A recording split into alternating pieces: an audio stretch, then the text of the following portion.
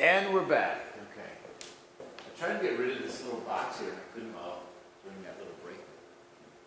The origins of the caste system, or what in Sanskrit is called Varna. The Aryans who came in, and with their horses and cows and iron technology, their language and genes, did have racial, not racist I would say, but racial sensitivities to people who look different than themselves. They did see what they call the Dasas, the Dravidians, as somehow inferior, and they tried to set up a religious proscription, religious law, banning the, let me call it marriage, of an Aryan and a Dravidian, someone from Ukraine and someone from India. Look, that broke down pretty quickly, okay? I mean, you could do a 23andMe test and see that people come from mixed backgrounds. But they did set up a caste system, and initially 4 castes. It became, over time, hereditary groups. There is a color bias inherent. In the top, we have the Brahmin. Note how that's spelled. B-R-A-H-M-I with an I-N. And not Brahma with an A, but I-N. They're the priests. And if you want to be cynical, of course, the priests are making this stuff up. Sorry to be religiously insensitive, but to be cynical here and skeptical, if the priests are making this up, they're going to put themselves to the top. Number 2, the strong people, the warriors who become the big landlords, right, in history. The nobles. Okay? The commoners, the poorer farmers, the serfs at the bottom. The serfs would be the locals, right, the Dravidians. And you're not supposed to be able to move with any fluidity from one caste to another. You're not born a serf and then try to make your way up to become a priest. You can't become a priest unless your father was a priest and you're male. If you're female, you would have to marry a priest or the son of a priest. Okay? If you don't fulfill your caste duties, you get kicked out of the caste system. But you don't drop a notch. You get kicked out of the system. You don't go from Brahmin to noble. You go from Brahmin to nothing. Outcast, outside of society. You do all the socially polluting work.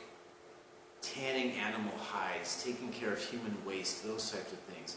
People don't want to see you, talk to you, certainly eat with you, or sleep with you.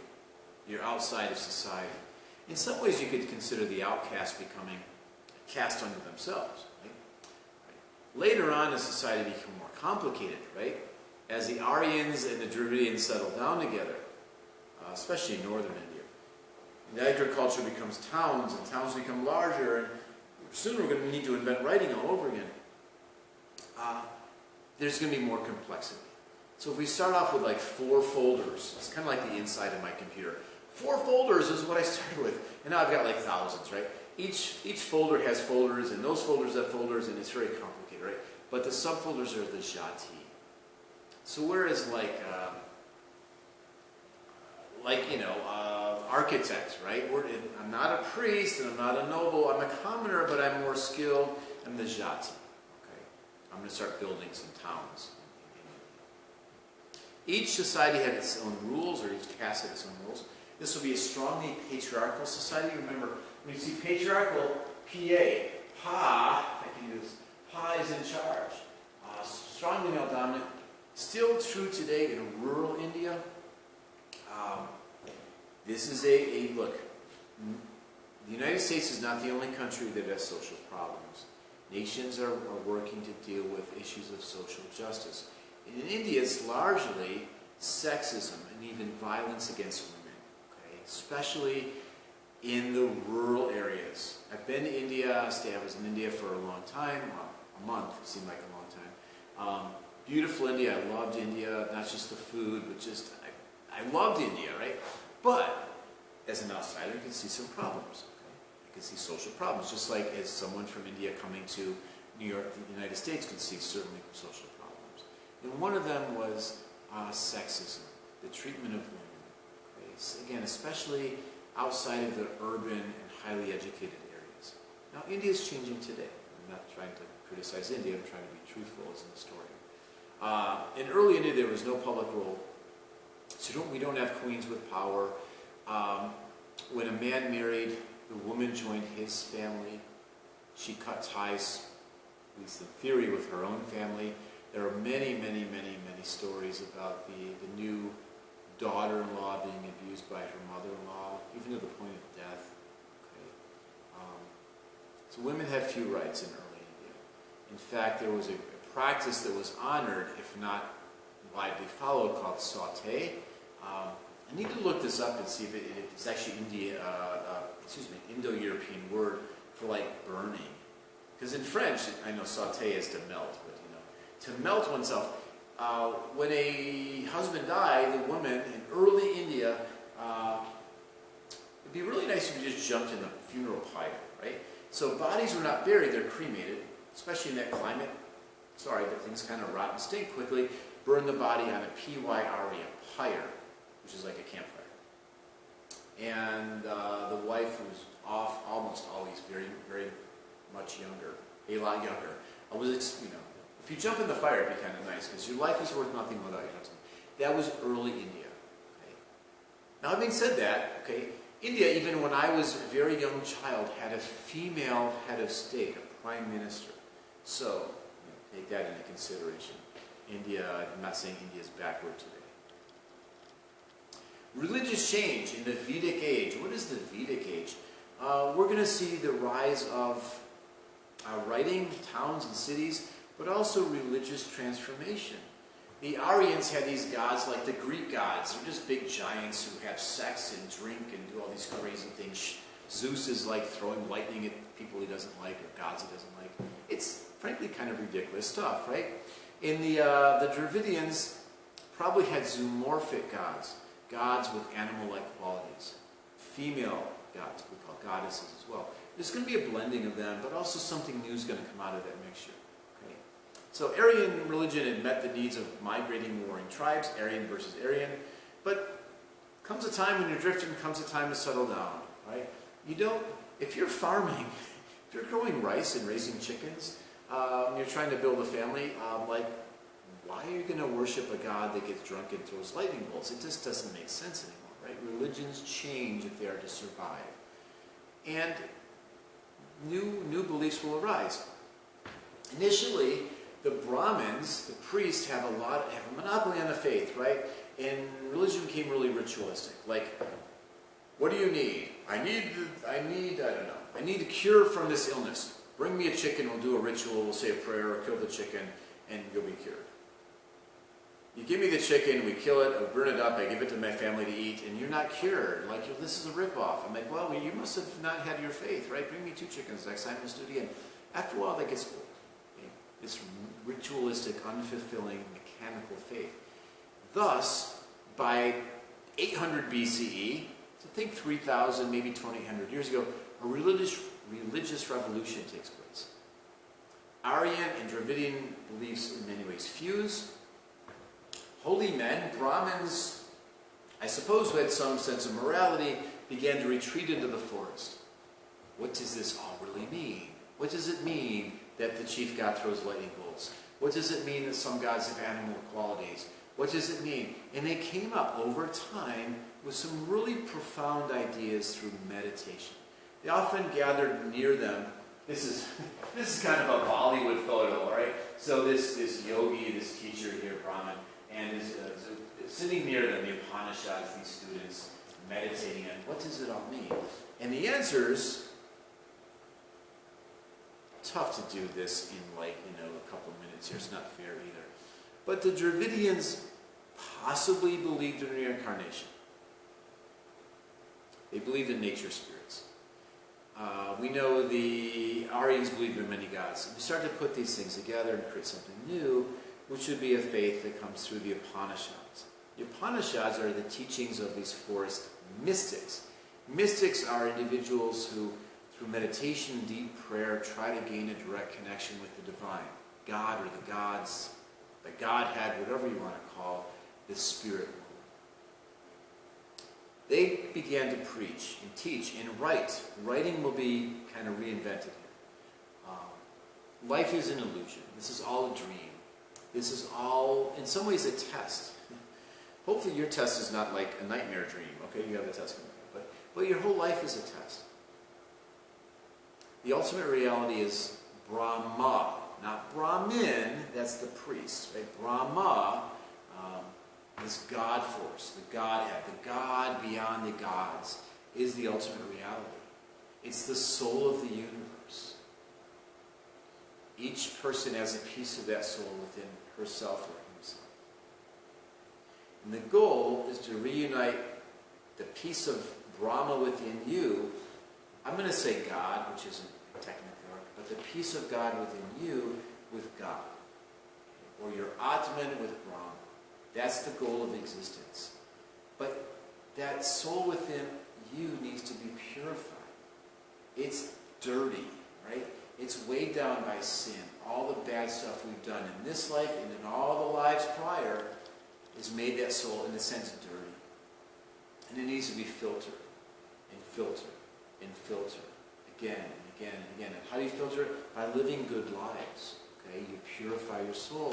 And eventually, when your soul is purified, it can join with Brahma. So the goal of existence through many lives is to let your soul join with the soul of the universe. Your soul join with the God beyond the gods, okay? The Godhead, the God force, which is really deep stuff, I understand, okay? But these are the teachings of the Upanishads. So there's a cycle of life after life after life. It's kind of like this lecture. Repeat, repeat, repeat, right? Sometimes you can go backward. Think of it this way, folks, you college students, right? Think of your existence as an almost unending college education. Your goal isn't to come back into another semester. Your goal is to get that 3.9999999 so you can graduate. You can only graduate, in this, my rule here is you can only graduate with 3.9. Oh my gosh, that's going to take forever to work off all those F's I got in calculus. Yes, you got to keep trying. And eventually you will graduate. That's called moksha. When you graduate, when your Atman, or the God within you, joins with the Godhead. Okay? But it takes many lives. And to purify the soul, to get a 3.999, I think Brahma has to give you the other, like, 0.0001, okay? Because you can never attain perfection yourself. So you get the 4. You need to live a life of high morality, okay? Of doing good, of following your dharma, your moral duty, doing what the universe has put you in place to do. You're a student right now. Be a good student. You're a mother. Be a good mother. Be a good father. Be a good brother. Be a good son. You have these roles. You know how to do them. So start. Because if you don't, you're going to have to do it all over again. And again, and again, and again, and again. Until you get it right. Okay? Until you can purify your soul. Yeah. I'm kind of going to refer to a movie. Oh, gosh. I wish I had this on YouTube. Sometime, just put a link to the trailer. Because now I can't remember the title. Tom Cruise movie, was out like 5 years ago. Edge of Tomorrow, right? It's kind of like D-Day in the future, right? So he's got this exoskeleton, he becomes a soldier, even though he wasn't really a soldier.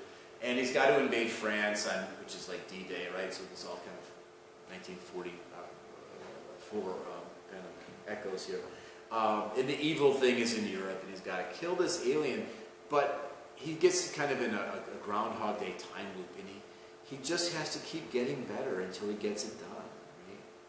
So that movie, though it's Tom Cruise trying to kill an alien, is actually more about reincarnation.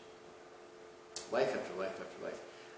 In one's elder years, you need to renounce the world. It's not all about getting money and homes and cars and fame and becoming the president of the United States, folks.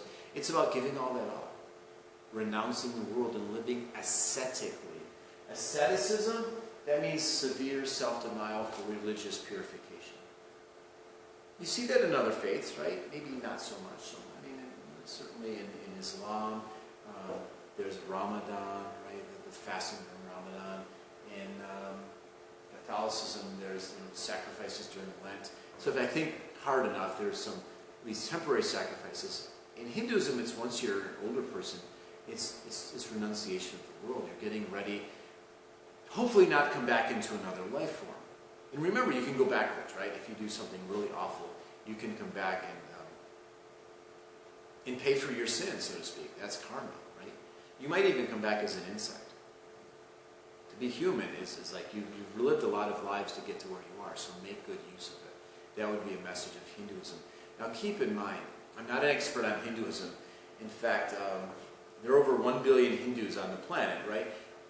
There are many Hinduisms, and many interpretations of this. This is just the basics here, folks, okay? It's not meant to be all-encompassing. If this sounds a bit like Buddhism, yes, the Buddha, Siddhartha Gautama, was Hindu. We're not to Siddhartha Gautama or the Buddha yet, but Buddhism is going to borrow a lot from Hinduism. Right? Buddhism comes out of India about 2,600 years ago. We're not quite there in this course yet. Criticisms of Hinduism? Look, one could argue that if your life is really bad, it's your own fault. Why should I help you if you're poor, if you're sick, if you have all these problems? You're just paying, you're being punished for your past lives.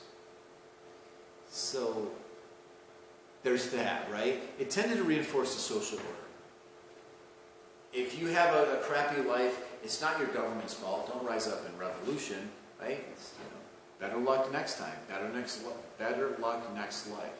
So it tended to reinforce the social order, but on the other hand, it didn't. If you want to improve your soul, to purify your soul, you should engage ethically. You should engage in charity. This is one way of trying to understand the ultimate reality. Okay? We will come across others. And certainly Hinduism, the Hinduism of 2,500 years ago, evolves over time. Right? So we're looking at a very early foundation for a modern faith today. A faith that's spread around the world, right? With Asian Indian diaspora, people from India moving all over the place, right? Taking their faith with them, and that faith changing as they encounter other cultures and as we all encounter new historical situations and adapt our beliefs to meet them. There's chapter 4, folks, okay? Sorry for the rapid rapidity of that. But like I said, you can slow it down if you need to, or God forbid, watch it again, or again, and again, until I get it right, and then I won't have to do this anymore. So, next time you see me, I'll do chapter 5. I did a bit of a review session with a few people. Had folks kind of vote on Doodle when they could meet, and I had about 6 people meet today for a review session. I don't think you missed much. I will apologize that it only 30 seconds of it recorded. I was going to put the recording of the review session out for everyone who could make it, but only 30 seconds recorded, so not able to do that. But please feel free to call me or email me if you do have questions. I'm going to try to set up a similar review session for every henceforth exam. So we have 3 exams after the first. We have 4 exams in total. So I'll do this for the rest of the semester. All right. Good luck. Again, email me. You can call me. We could Zoom one-on-one if you need to. If you have questions about the quiz that's been posted, the test that's due a week from, well, it's due on the 21st, the readings. You should be reading, right, your assignment for the next couple of days is to read chapter 5, Early China, which will be the next lecture coming at you. I don't know when you're watching this, but I would say, from my standpoint, I'll do it in 2 days. Okay. All right. So take care. Thanks. Namaste.